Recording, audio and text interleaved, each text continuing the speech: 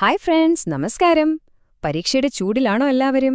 അപ്പോൾ ഫെബ്രുവരി 16-ലെ ഏറ്റവും പ്രധാനപ്പെട്ട കുറച്ച് കറണ്ട് അഫയേഴ്സ് നമുക്ക് വേഗത്തിലൊന്ന് നോക്കിയാലോ? വരുന്ന എക്സാമിന് മാർക്ക് ഉറപ്പിക്കാൻ ഇതുമാത്രം മതി. റെഡിയല്ലേ? എനിക്കറിയാം, എക്സാം ഡേറ്റ് അടുക്കുമ്പോൾ ഒരു ചെറിയ ടെൻഷനൊക്കെ സ്വാഭാവികമാണ്, അല്ലേ? പക്ഷെ പേടിക്കുകയേ വേണ്ട. ഈ ഒരു 5 മിനിറ്റ് നിങ്ങൾ എന്റെ കൂടെ ഇരുന്നാൽ മതി. ഇന്നത്തെ ഏറ്റവും പ്രധാനപ്പെട്ട കാര്യങ്ങൾ നമ്മൾ തലച്ചോറിലങ്ങ് ഉറപ്പിക്കും. അപ്പോൾ ഒരു ട്യൂഷൻ സാർ പഠിപ്പിക്കുന്ന ലാഘവത്തോടെ നമുക്കിതങ്ങ് പഠിച്ചെടുക്കാം. തുടങ്ങാമല്ലേ? ഓക്കെ, അപ്പം നമുക്ക് ആദ്യം തന്നെ കുറച്ച് അവാർഡ്സിന്റെയും റാങ്കിങ്ങുകളുടെയും കാര്യം നോക്കാം. ഇതൊക്കെ പരീക്ഷയ്ക്ക് മാർക്ക് വാരിക്കൂട്ടാൻ പറ്റിയ ഏരിയകളാണ്. ആരാണ് ജേതാക്കൾ, ആരാണ് ടോപ്പിൽ എന്നൊക്കെ നമുക്ക് നോക്കാം. ആദ്യത്തെ ചോദ്യം തന്നെ ഒരു പ്രധാനപ്പെട്ട അവാർഡിനെക്കുറിച്ചാണ്. ഒന്ന് നോക്കിക്കേ. 2025-ലെ ഇന്ത്യയിലെ ഏറ്റവും വലിയ സാഹിത്യ പുരസ്കാരം കിട്ടിയത് ആർക്കാണെന്ന് വല്ല ഐഡിയ ഉണ്ടോ? ഒന്ന് ഓർത്തു നോക്കൂ. ഇത് വളരെ ഇമ്പോർട്ടന്റ് ആണ് കേട്ടോ. അപ്പോ ഉത്തരം കിട്ടിയോ? ശരി, ഞാൻ പറയാം. ശ്രദ്ധിച്ചു കേട്ടോളൂ. ഇത് ഉറപ്പായും ചോദിക്കാൻ സാധ്യതയുള്ള ഒരു ചോദ്യമാണ്.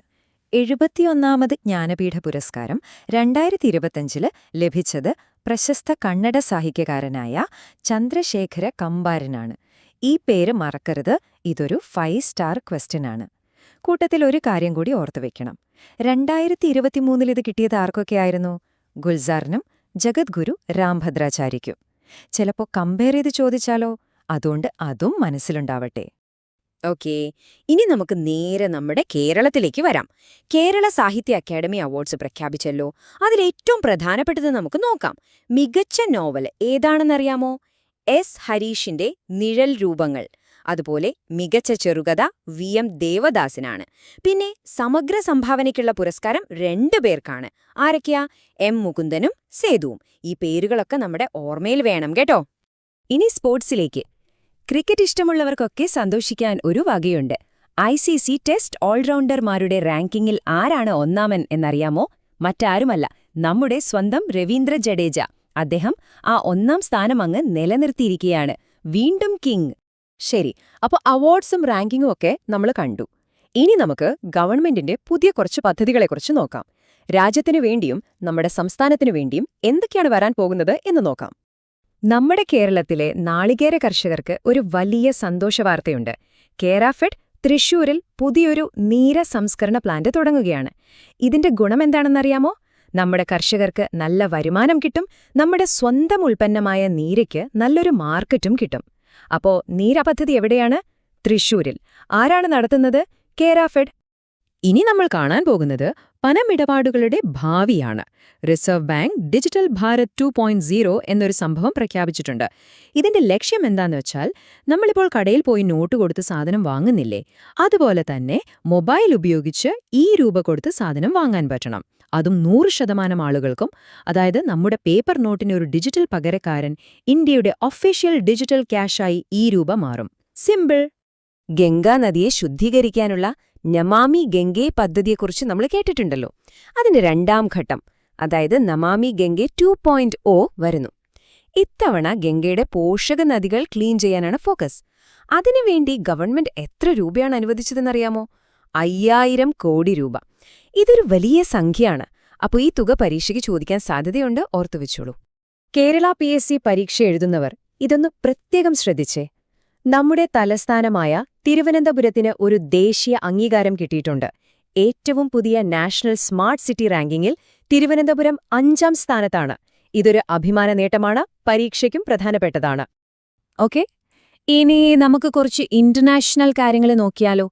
ഇന്ത്യയും മറ്റ് രാജ്യങ്ങളും തമ്മിലുള്ള ബന്ധങ്ങളെക്കുറിച്ചും ലോകവേദിയിലെ നമ്മുടെ സ്ഥാനത്തെക്കുറിച്ചുമൊക്കെ സംസാരിക്കാം.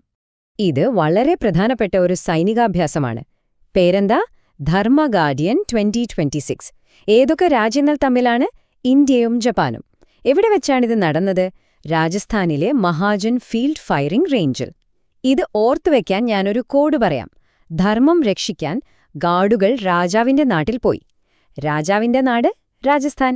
എങ്ങനെയുണ്ട്? സിമ്പിളല്ലേ? ഈ അടുത്തായി ലോകം ഉറ്റുനോക്കിയ 2 പ്രധാനപ്പെട്ട മീറ്റിംഗുകൾ നടന്നു. ഒന്ന് 62ാമത് മ്യൂണിക് സെക്യൂരിറ്റി കോൺഫറൻസ്. ഇത് നടന്നത് ജർമ്മനിയിലാണ്. ലോകസുരക്ഷയാണ് വിഷയം. 2ാമത്തേത് ക്ലൈമറ്റ് ചേഞ്ചിനെക്കുറിച്ച് ചർച്ച ചെയ്യാനുള്ള UN-ന്റെ ഒരു മീറ്റിംഗ്. അത് നടന്നത് ജനീവയിലാണ്. അപ്പോൾ സ്ഥലങ്ങൾ ഓർത്തുവെക്കുക: Munich, Germany, climate meeting Geneva. Ready. ഇനി ഒരു റാപ്പിഡ് ഫയർ റൗണ്ടാണ്. ഒറ്റ മാർക്കിന്റെ ചോദ്യങ്ങൾ വരാൻ സാധ്യതയുള്ള കുറച്ച് പോയിന്റുകൾ നമുക്ക് മിന്നൽ വേഗത്തിൽ നോക്കിപ്പോകാം. എല്ലാവരും ശ്രദ്ധിച്ചിരുന്നോകെ. ഫെബ്രുവരി 16. എന്താണ് ഈ ദിവസത്തിന്റെ പ്രത്യേകത? 2026-ൽ ഇത് ഇന്റർനാഷണൽ ആന്ത്രോപോളജി ഡേ ആണ്. അതായത് അന്താരാഷ്ട്ര നരവംശശാസ്ത്ര ദിനം. ഓർത്തുവെക്കുക. ഇതാ ISROയിൽ നിന്ന് ഒരു ബ്രേക്കിംഗ് ന്യൂസ്. നമ്മുടെ അഭിമാന ദൗത്യമായ ഗഗൻയാൻ, അതായത് മനുഷ്യനെ ബഹിരാകാശത്തെത്തിക്കാനുള്ള മിഷൻ, അതിന്റെ ലോഞ്ച് പാഡ് ടെസ്റ്റ് വിജയകരമായി പൂർത്തിയാക്കിയിരിക്കുന്നു. ഇന്ത്യ ചരിത്രം കുറിക്കാൻ ഒരു പടി കൂടി അടുത്തു. നമ്മൾ ഓൺലൈനിൽ ഒരുപാട് കാര്യങ്ങൾ ചെയ്യാറുണ്ടല്ലേ? അപ്പോ നമ്മുടെ പ്രൈവസി ഒരു വലിയ വിഷയമാണ്. ഇതിനൊരു പരിഹാരമായിട്ട് അല്ലെങ്കിൽ സംരക്ഷണം നൽകാൻ സുപ്രീം കോടതി ഒരു പുതിയ മാർഗനിർദ്ദേശം പുറത്തിറക്കിയിട്ടുണ്ട്. അതിന്റെ പേരാണ് ഡിജിറ്റൽ റൈറ്റ്സ് ഗൈഡൻസ്. നമ്മുടെ സ്വകാര്യത എന്ന മൗലികാവകാശം സംരക്ഷിക്കാനാണിത്. സ്പോർട്സിൽ നിന്നുള്ള അടുത്ത പോയിന്റ്. 2026-ലെ നാഷണൽ ഗെയിംസ് എവിടെയാണ് നടക്കുന്നത്? ഉത്തരം ഉത്തരാഖണ്ഡ്.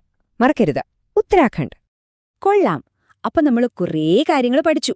ഇനിയിപ്പോ പഠിച്ചതൊക്കെ ഓർമ്മയുണ്ടോന്ന് നോക്കണ്ടേ? നമുക്ക് പെട്ടെന്നൊന്ന് റിവൈസ് ചെയ്യാം. എന്നിട്ടൊരു 2 ചോദ്യം ചോദിക്കാം. റെഡിയല്ലേ? അപ്പോ ഇന്നത്തെ ടോപ്പ് 5 പോയിന്റ്സ് ഏതൊക്കെയാ? പെട്ടെന്ന് ഓർത്തെടുക്കാം. 1. ജ്ഞാനപീഠം കിട്ടിയ ചന്ദ്രശേഖര കമ്പാർ. 2. ഇന്ത്യ ജപ്പാൻ ധർമ്മ ഗാർഡിയൻ. 3. നമാമി ഗംഗെ പദ്ധതിയുടെ 5000 കോടി. 4. നമ്മുടെ കേരള സാഹിത്യ അക്കാദമി അവാർഡ്സ്. പിന്നെ 5-മത്തത് ക്രിക്കറ്റിൽ 1-ാം റാങ്കിലുള്ള ജഡേജ.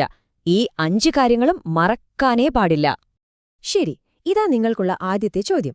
നമ്മൾ ഏറ്റവും കൂടുതൽ പ്രാധാന്യം കൊടുത്ത് പറഞ്ഞ കാര്യമാണ്. 71-ാമത് ജ്ഞാനപീഠ പുരസ്കാരം കിട്ടിയത് ആർക്കാണ്? പെട്ടെന്ന് മനസ്സിൽ ഉത്തരം പറഞ്ഞേ. യെസ്, ഉത്തരം ചന്ദ്രശേഖര കമ്പാർ. ശരിയായി പറഞ്ഞവർക്കൊരു വലിയ ക്ലാപ്പ്. ഈ പേരിനി മറക്കില്ലല്ലോ. ഓക്കെ, പോകുന്നതിനു മുൻപ് അവസാനത്തെ ഒരു ചോദ്യം കൂടി. ഇന്ത്യയും ജപ്പാനും ഒന്നിച്ച് ധർമ്മ ഗാർഡിയൻ എക്സസൈസ് നടന്ന ഇന്ത്യൻ സ്റ്റേറ്റ് ഏതാണ്? നമ്മളൊരു കോഡൊക്കെ വെച്ച് പഠിച്ചതാണ്. ഒന്ന് ഓർത്തു നോക്കിക്കേ. ഉത്തരം കിട്ടിയോ? ഗുഡ്. അപ്പോ ഇന്നത്തെ കാര്യങ്ങൾ നിങ്ങൾ സെറ്റാക്കിയെന്ന് വിശ്വസിക്കുന്നു. ഇതേപോലെ നന്നായി പഠിച്ചു മുന്നോട്ടു പോവുക.